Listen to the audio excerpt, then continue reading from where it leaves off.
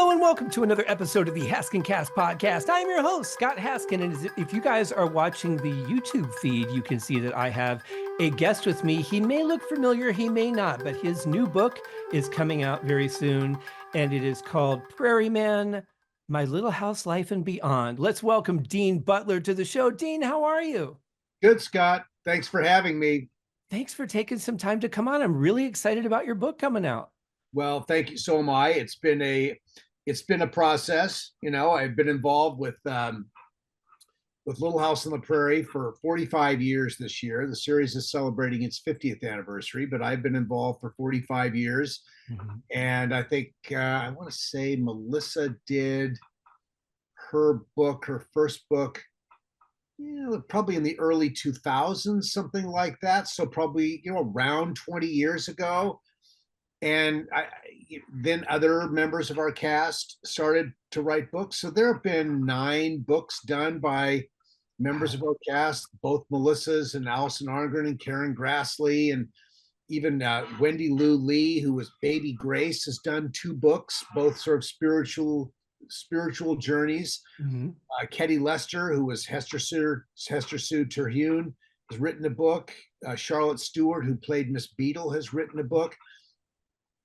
Jennifer Donati, who was Baby Grace, who literally was an infant now, months old, has written a book about her life and her connection to Little House, and she's written that. And so, a couple of years ago, we were coming out of the pandemic, or in it, but sort of heading towards the exit of that, and the 50th anniversary was really coming into focus. And it just struck me that if there was a time to do it, if there's a right time to do it, this was the right time to do it.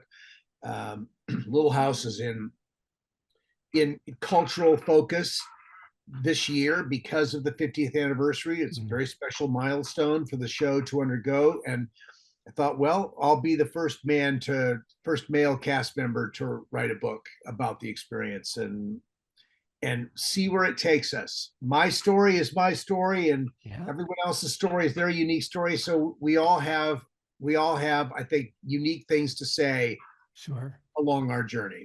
Well, and I noticed there, and of course, Allison is no stranger to the show. I think she's been on 3 times now. Absolutely wonderful. I think her energy still floats over my microphone.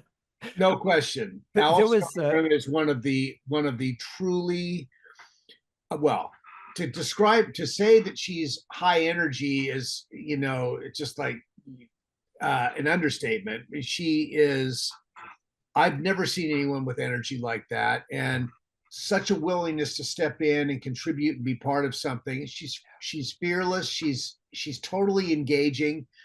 And she loves to be where something's happening. So, and she makes things happen when she goes into places. So she's a special presence in all of our lives.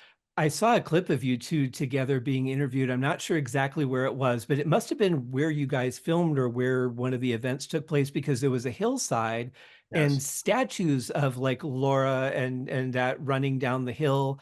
That's just there?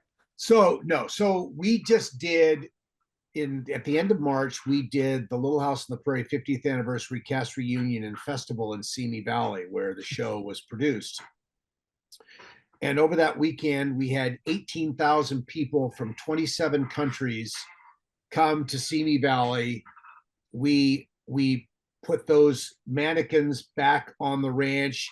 Across the other side of the road that you couldn't see, there was a facade of the Little House, and the barn and Walnut Grove was completely replaced with 2-dimensional facades. And then back in the Simi Valley Community Center, we built life-scale replicas of the interior of the Little House, the church school, and Olson's Mercantile. And we had costumes and memorabilia and panels, and it was quite a weekend in Little House world.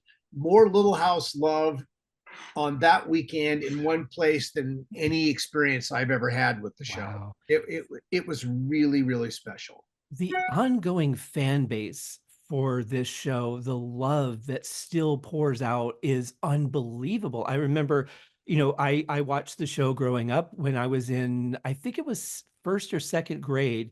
We had a whole unit on Little House. We had to read the first book, which I Yeah. think was on the banks of Plum Creek, if I'm not Actually, mistaken. the first book is Little House in the Big Woods. Oh, that's right. Yeah. Right. That would be the one that we read. And then I loved it so much, I continued on reading on my own because I was just so engaged with the story and the characters, and then of course the show. And I remember you from when you started on the show, and I remember thinking, I bet this guy's a really nice guy in real life. Like you can tell sometimes. Like it's one thing for a good person to play an evil character, Yeah. but it's hard for a person who's not a good person to, pull off being a good person. Right. But Right. that's my That's first good. memory of you, actually. That's a good observation, Scott. I think particularly series television, if you have enough time in front of the camera, I mean, if you are not being authentic, if what you're doing is not authentic to who you are, the audience will see that Yeah. eventually, because you can't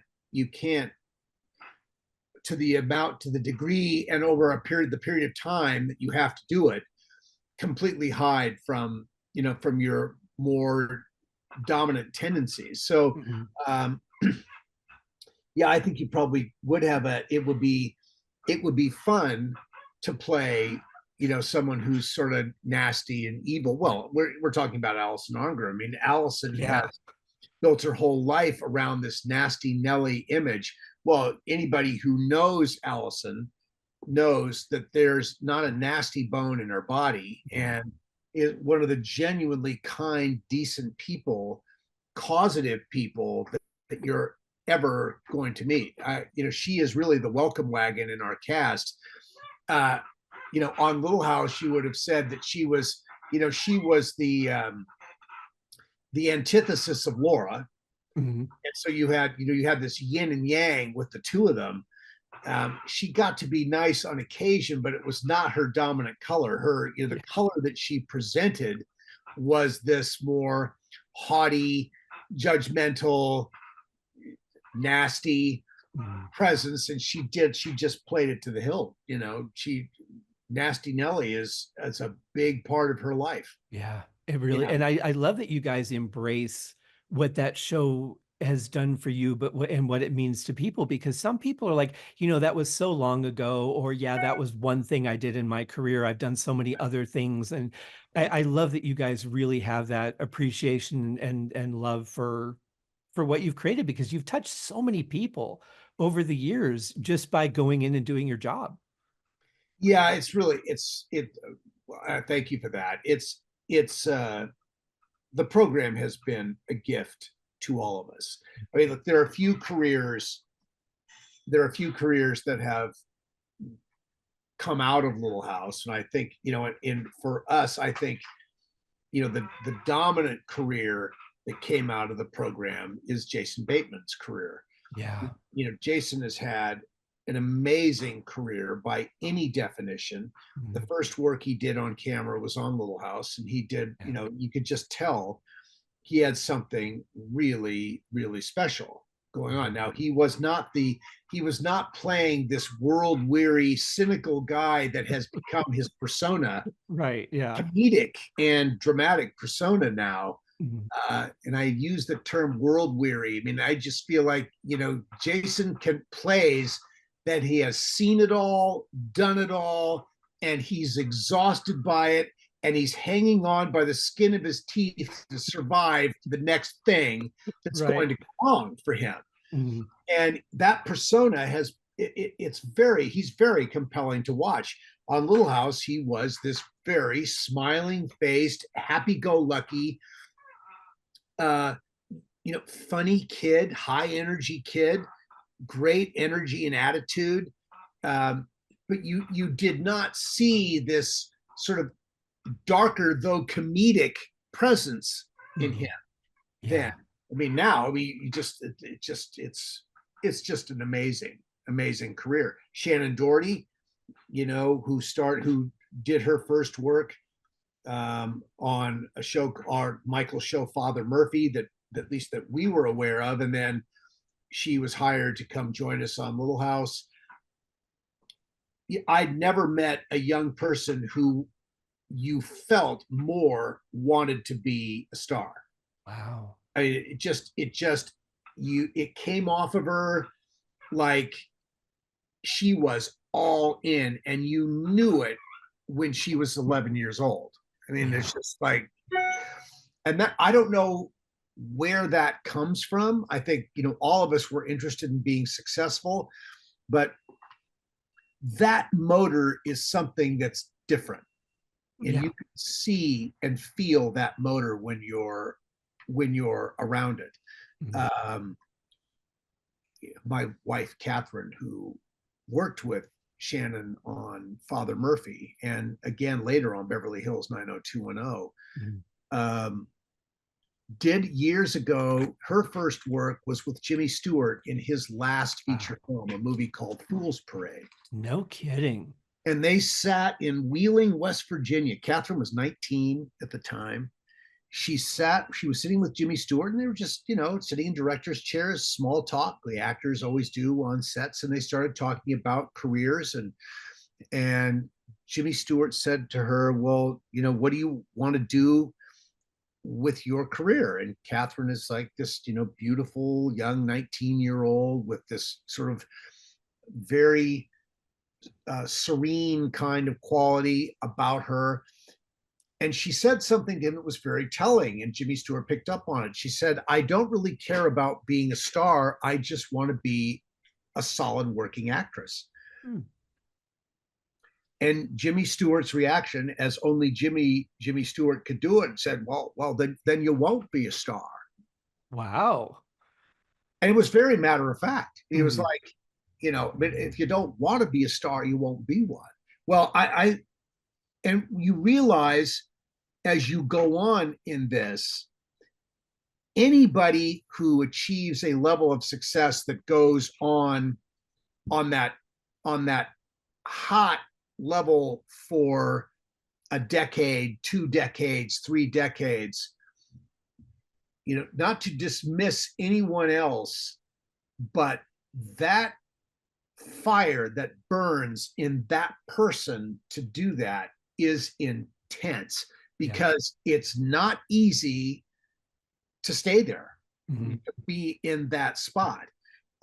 Most of us who do this don't stay in that hot zone of a career for decades and decades. Right. I mean, Jimmy Stewart was one of those people who did that. Tom Cruise is someone who has done that.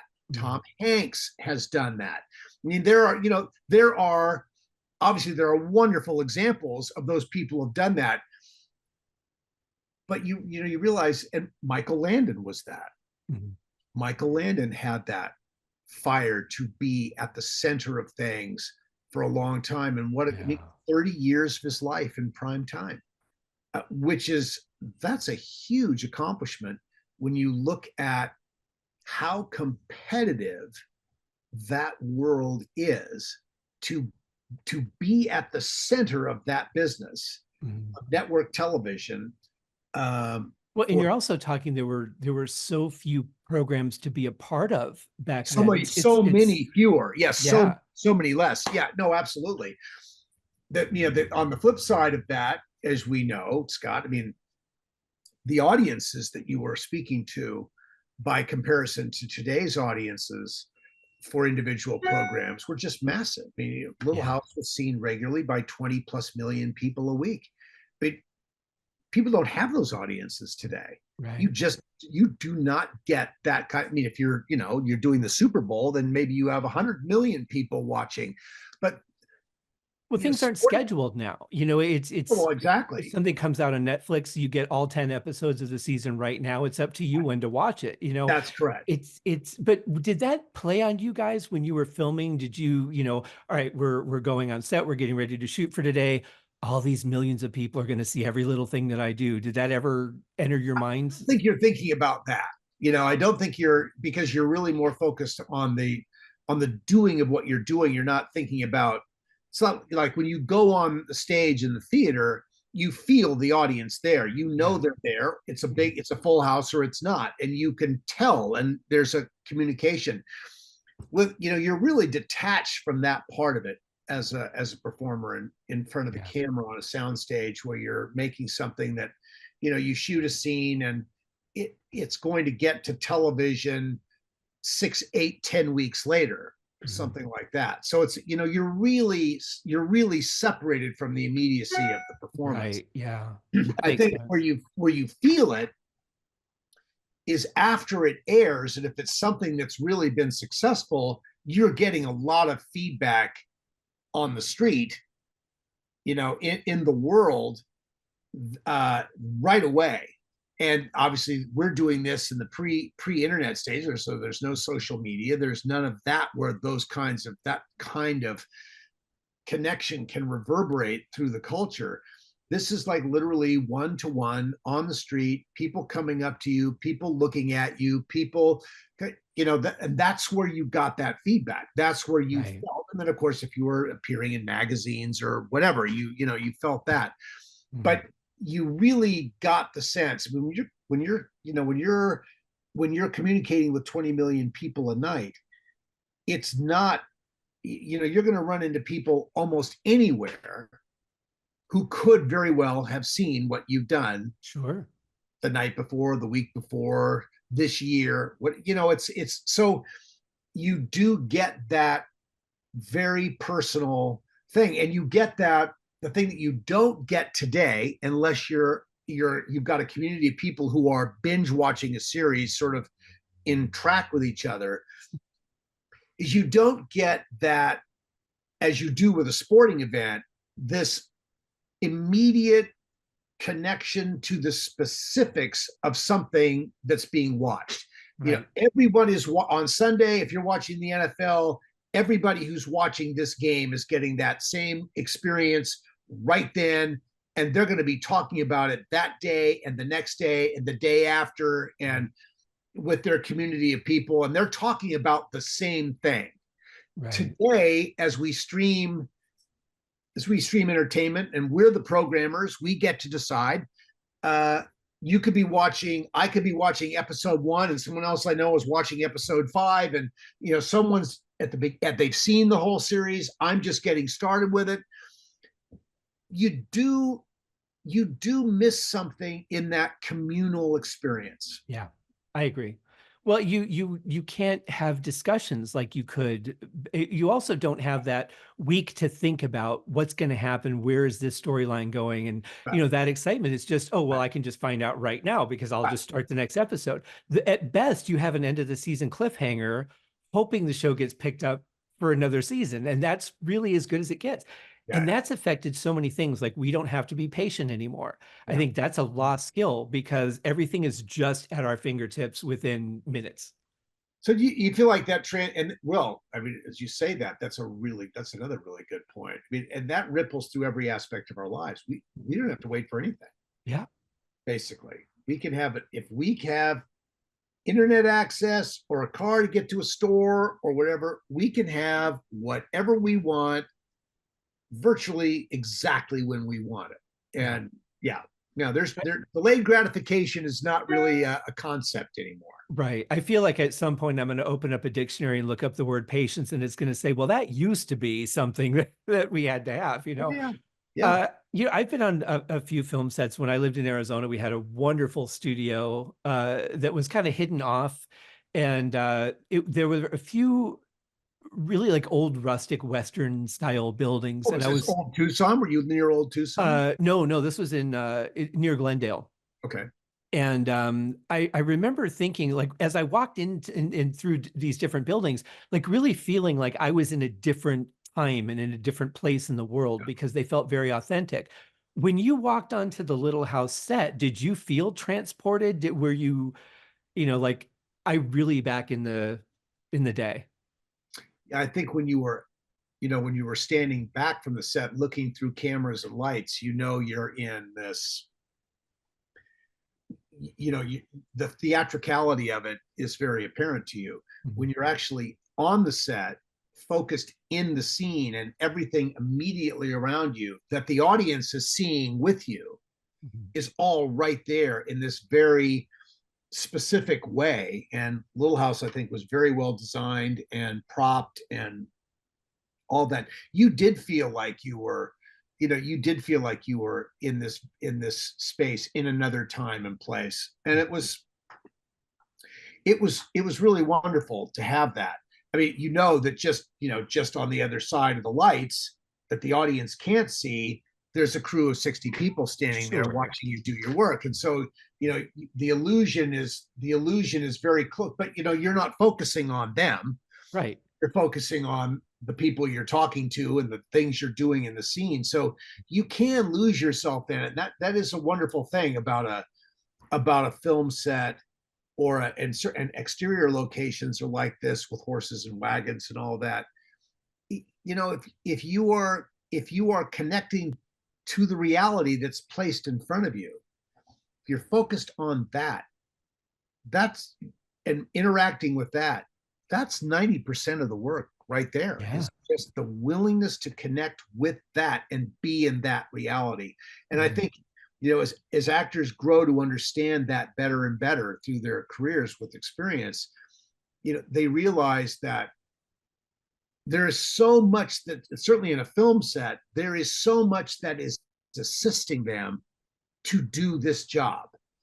Everything is geared towards the actor being successful, right, in front of the camera. I mean, it's totally focused on that. And if you're present with that, you have a good chance to succeed. Mm-hmm. And that makes sense. I mean, it has to feel authentic. Otherwise, again, like you said about the personality, it's the same thing. If you don't really feel like, well, yeah, we need to light a candle to light the room, but I'm just going to plug this in instead to get through the scene, it doesn't really work. So your book comes out on the 26th. The link is already available. It's actually 25th of June. Oh, the 25th. Okay. Right. I've got the link in the show notes for you guys to go ahead and pre-order it. Are you planning on doing an audio version? I see that it's a hardcover right now. Is there going to be an audio? I'm recording the audio book May 18th, 19th, 20th, 21st, 24th. Very nice. Right here in Southern California. So I will be in a studio over a long weekend and into the following week. And yes, we're going to knock it out then. And I'm very excited about that because I've always loved voice work. And well, you have a really good reading voice too. I'm sure that's going to come out great. I hope so. I mean, look, and it's what's interesting, what's fun about that is I can, always with an actor or anybody who's reading something like that, your intention becomes a huge part of the understanding of what's being heard.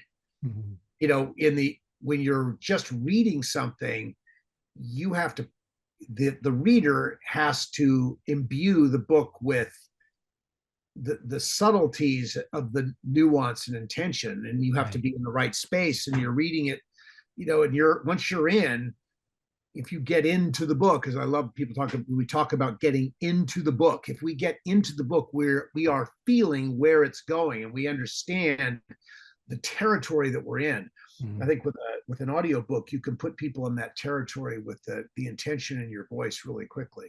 So you can make people feel your life more than just read about your life. And I've really gotten into audiobooks, especially if they're read by the author, for that reason, because who's going to be more passionate about your experiences than when you're reliving them in your mind? Yeah, no, of course. I mean, particularly in something like a memoir. I mean, if it's a novel, I think there are probably a lot of cases where the right actor is better equipped to read the novel. But a memoir, I think if the author's prepared to be really present with what they're reading, I think the author is absolutely the right person to do that. And I'm excited about that.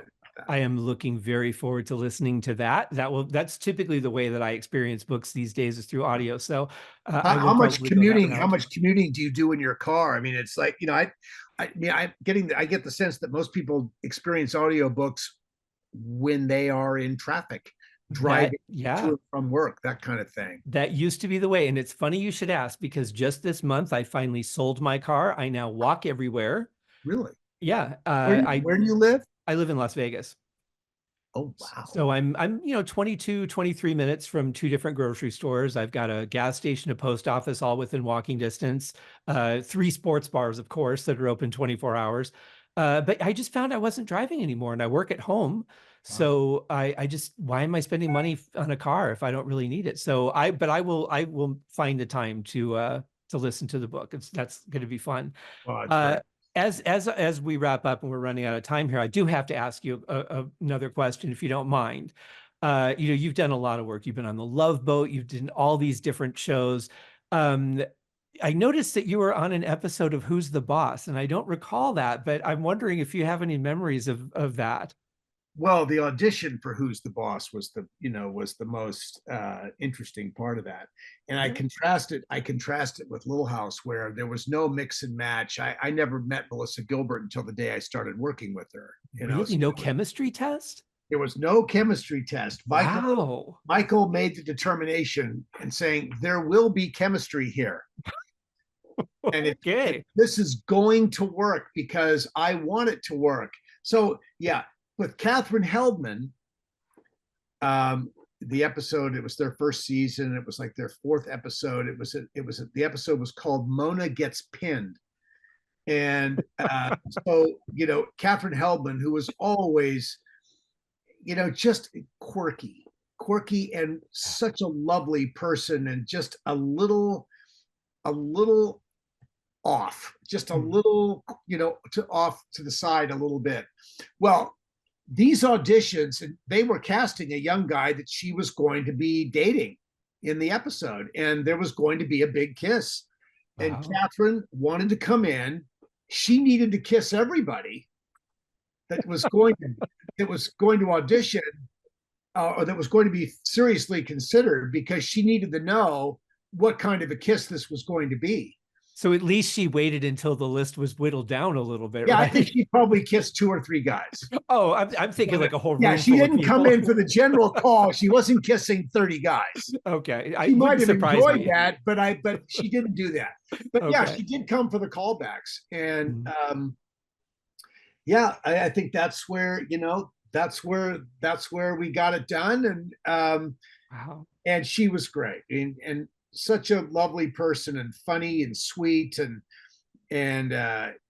she just wanted to, I think it was important to her to feel comfortable in that moment, that she was kissing somebody who could do this and do it in the right way, and do it in a way that was going to be effective for the episode. So I loved that experience. I thought it was a wonderful contrast to the experience I'd had with Little House, where, there was just no test. It was, this is it. Right. And we're going to make this work. Mona was going to make sure that she got the right kiss. That does not surprise me. Yeah, I love that. Doesn't surprise me either. Yeah. Oh, thank you for sharing that. That was great. Yeah. So, folks, the book is called Prairie Man, My Little House Life and Beyond by Dean Butler. Go check it out. Again, links are in the show notes, because of course they are. I always put them in there. Right now, you can pre-order it. Of course, this won't come out for a while, so we're actually recording this interview way early. But by the time that you guys get this, the audiobook should be available through Amazon, I would imagine. If not, it'll follow shortly after. Hope so. Yeah, right. Yeah. Right. Well, Dean, I wish you the best with the book. It is such a pleasure to meet you. And I feel like I've known you my whole life, because I've watched you, since I was a kid. And I was right. You are a very nice man. Well, Scott, thank you very much. My brother's name is Scott, so I'm partial to the name. Excellent. Thank you for having me. I appreciate it. Oh, my pleasure. You take care, and we'll keep fingers crossed for great success with the book. Thank you so much. Cheers, you guys.